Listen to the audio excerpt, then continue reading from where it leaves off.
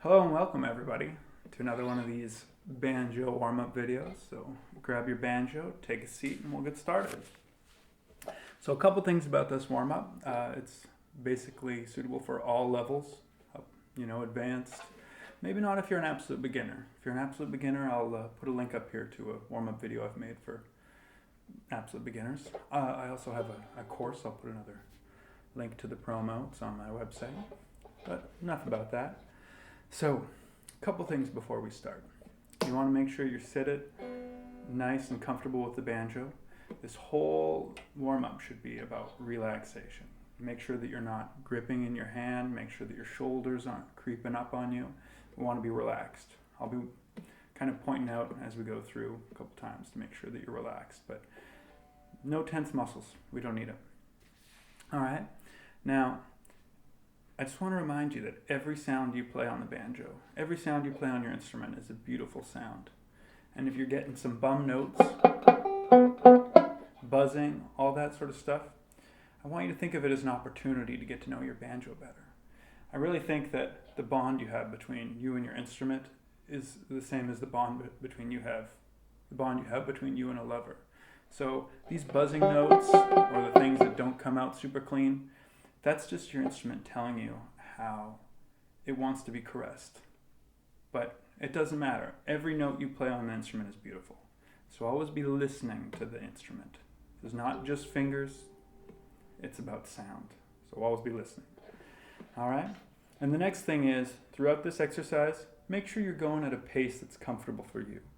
There's times where you got to go real fast, but when we're working on warm-ups, it's all about being relaxed. And it's all about getting our time.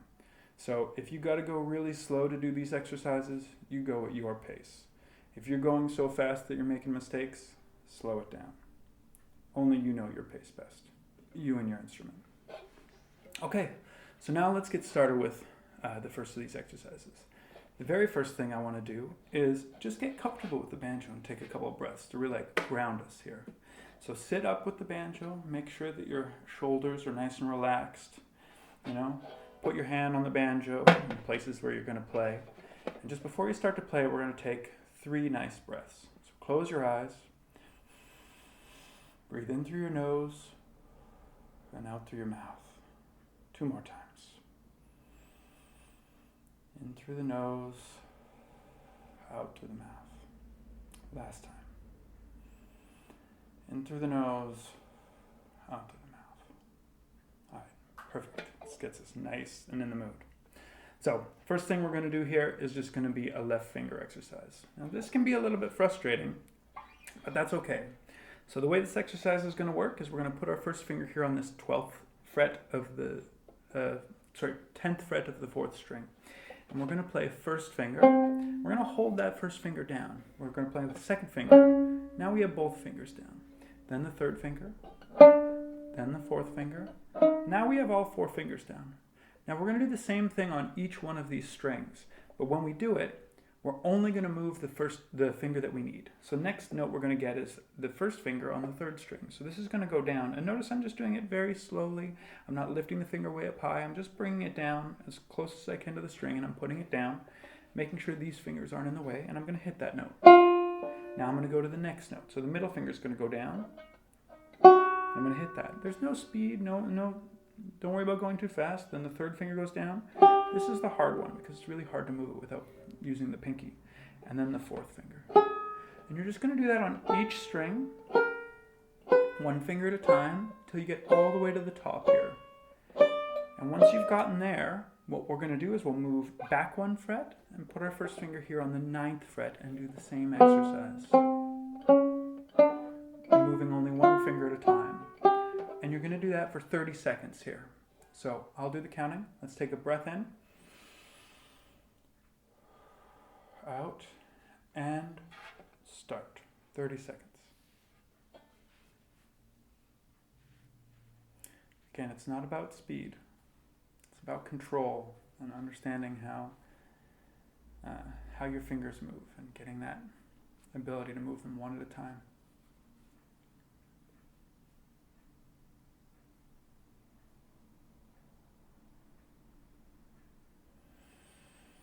Always remember to breathe.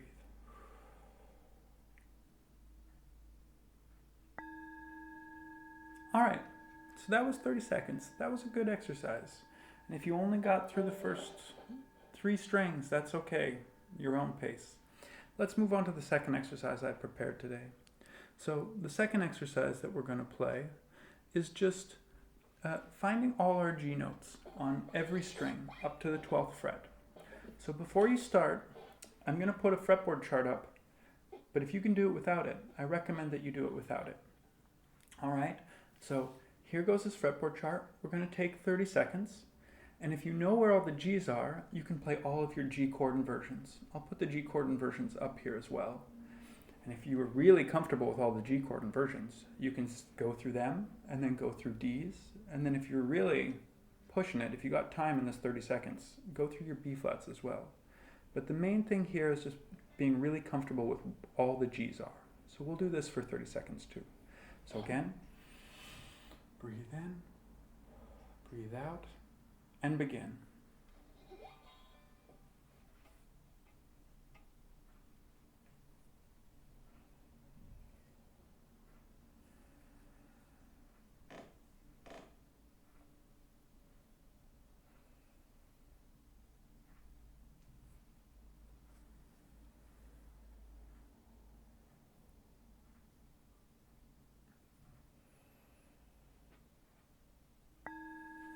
All right, that was about 30 seconds. So I'll just put little circles on the G's on this thing. So if you didn't see them, this is where they all are. And you can go through with all the G inversions. That's what they look like when you put them up and back down. If you didn't get those this time, next time. There's always next time. All right, next exercise we're going to do. Now this is a really great exercise, and we're going to just do it on a C chord to start. So we're going to make this C chord. And what we're going to do, we're not worrying about this 5th string, but we're going to go through each string and we're going to play just the note of the chord on that string. So in the case of the C, on the 4th string, we play this 4th string 2nd fret, the E note, and we're going to hit that note and have all the other fingers off. And then while that note's ringing, we're going to put all our fingers down and then strum the chord. Then we're going to lift our fingers off and we're going to go to the 3rd string. In the case of the C, the 3rd string is just open. So while that's ringing, we're going to put all our fingers down, strum the chord. Then the 2nd string, so that would be just this note, the C note on the 2nd string, 1st fret. And then while that's ringing, play all of them. And then the 1st string, and we're going to strum that. Now, if this is your first time with this exercise, it's a really good exercise to make sure that you know how to build the chord from each note. And beginners always learn to put down the chord all at the same time or in the same order, but when we get a little more advanced, we want to be able to do it from each note. So you can do this for 30 seconds on just this C chord, or if you want, if that's easy for you, try it going from C, and then try F, and then try D. See how far you get in this exercise. Nice and slow. Breath in, breath out, and begin.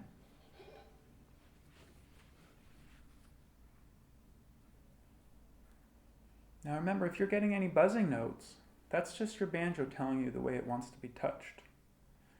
And it's an opportunity to strengthen the bond you have with your instrument.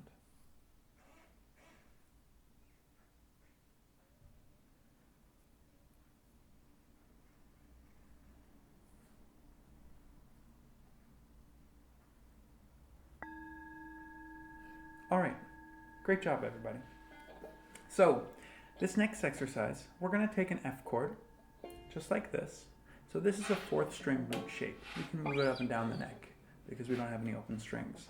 So we're going to take this F chord shape and we're going to move it to a D chord shape, just like this. We move the whole thing up 1 fret, and then we switch these 2 inside fingers, and we have a closed D shape. Now what we're going to do is we're going to go up the fretboard like that, moving up, switching the fingers to this F shape, and then moving up, switching the fingers to this E chord shape. And we're going to do that all the way up till we hit the F again, which is 3rd finger here on the 15th fret. Once you get there, you're going to just go back down in the same order.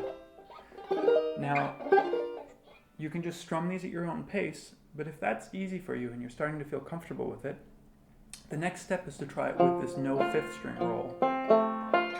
And and trying to put it in time. So that's the more advanced version of this. And remember to try to keep these two fingers planted on the fretboard. And so we're just going to go up and back down and back up, however far you can get in 30 seconds. Okay? Breathe in, breathe out, and go.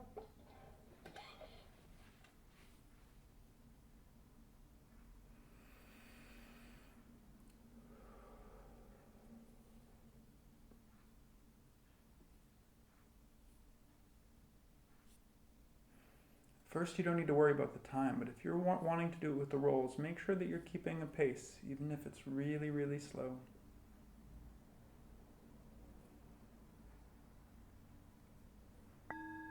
All right, everybody, that was great. So now we're going to work on some right hand stuff, but we're going to combine it with a few things. So the first thing I want to do is we're going to play a G major scale up the third string, just alone. So that's G, A, B, C, D, E, F sharp, G. Remember that a major scale is always 2 whole steps, 2 frets, a half step, and then 3 whole steps, 2 frets at a time, and then a final half step. Always, no matter what note you start on any instrument with frets. Now, so the exercise is we're going to play that up and down, and I'll put a graphic of it up, and we're going to do it with the thumb alternating roll. So it's going to sound like this. Now when we do this, a couple things I want you to remember. Go at whatever pace feels natural to you, and I want you to listen to that melody, the major scale.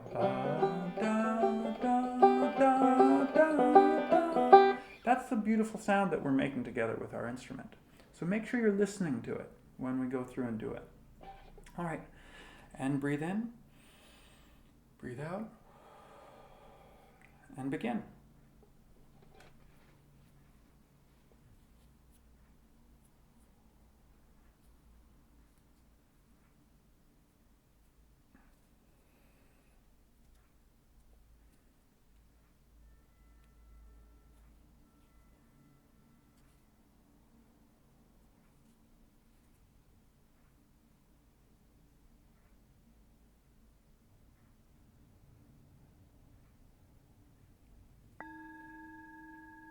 All right, great job, everybody. Now, if you want to make that one harder in the future, you can try it with different rolls, playing that same major scale up and down.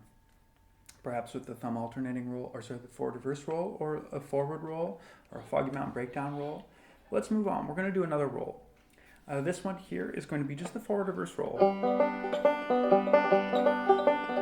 But we're going to do it with this chord progression, G, C, G, D7. Now, to make it a little trickier, we're going to change chords halfway through the bar. So it'll sound like this. G, C, G, D7. Oops.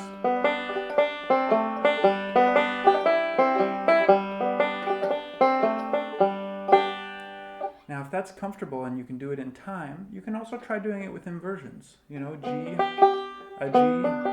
C, G, D. But that's maybe a later step. Breathe in, breathe out, and begin.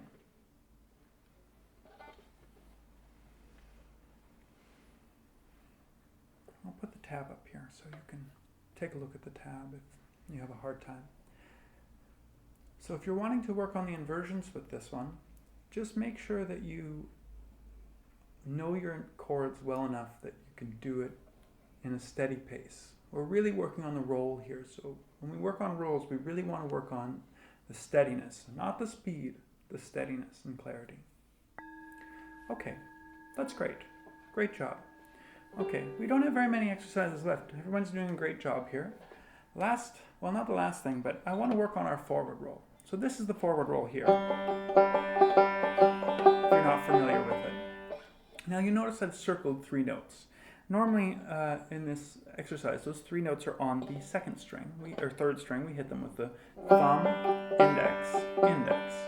So in this exercise, you're going to start by just doing the roll on the third string, and then you're going to move it to the second string, then back to the third string, then back to the fourth string. And just switching between 3, 2, 3, and 4. Now, if that's easy for you, you can try switching between strings each time. For example, going 4, 3, 2, 4, 3, 2. But anytime you do this, I really want you to focus on that melody you're making. Da, da, da, da, da, da. And if you want to, you can also try changing chords, but get comfortable with this first. All right, breathe in, out, and begin.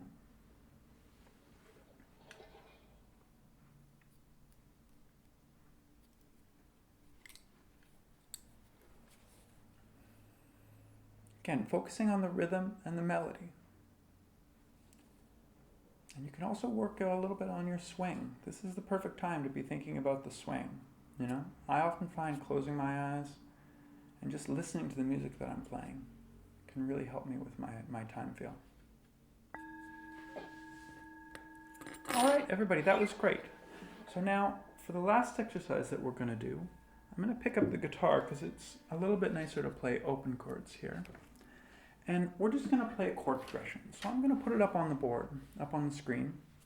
It's just going to go G, E, A, and D. Well, G, E, A twice, D twice, and then G twice. It's actually the chord progression from Salty Dog. So if these chords are tough for you on the banjo, I'll put them up. You can just strum the chords along in time. See if you can get them to play on time, right on beat 1. When the chords come up. If that's easy, try out different rolls. If that's easy, you can try different rolls with inversions. If you want, you can just try to solo along with this if you feel really comfortable doing with your inversions. But just get comfortable with the chord progression and follow my time throughout this whole thing. All right? So we're going to do this for a minute. Let's breathe in first. Breathe out. And here we go.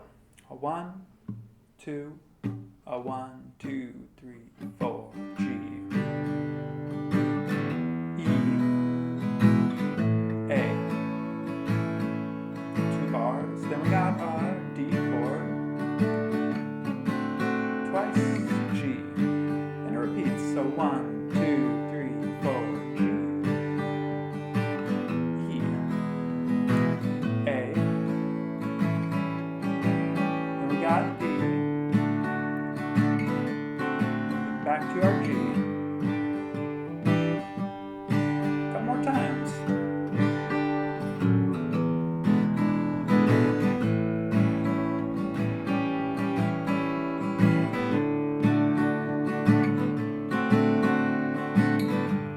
good job everybody, again,